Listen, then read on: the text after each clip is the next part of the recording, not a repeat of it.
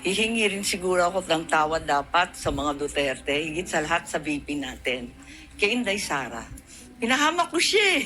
Talagang naiisip ko na guilty ako. Sana nananahimik sa Davao yun. Mayor siya, walang kalaban-laban, walang hassle, walang gulo. Si Presidente, si Tatay Digong, nandito sana sa piling natin. Ang dami kong pagsisisi.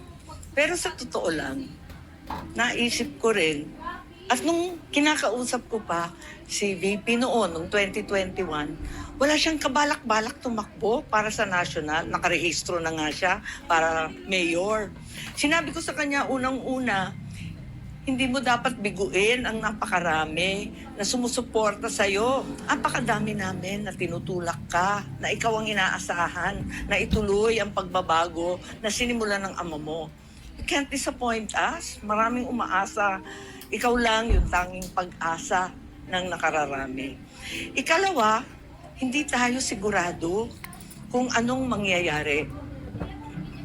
Tignan mo yung pamilya ko, hindi mo naman iisipin na darating ang araw na uupakan kayo, yuyurakan ng pangalan. Talagang aping-api ang pamilya.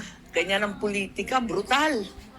Ngayon, nag-uusap kami, sabi nga niya, pag nayayamot, sasabihin sa akin, kasalanan mo to eh, dinamay-damay mo pa ako eh. Sabi ko talaga, dinamay kita para hindi ko naman akalain magkakaganito.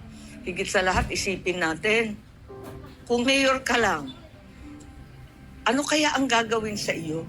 Anong gagawin sa syudad mo, sa Davao, sa buong Mindanao at Mindanawan? Mabuti nga, VP ka, kahit papano, number 2 sa buong bansa. May paninindigan, may tatayuan. At least, kahit papano, kahit inaape, kahit ini-impeach, VP ka pa rin. Nasa posisyon kang tumulong sa iba at ipaglaban kaming lahat.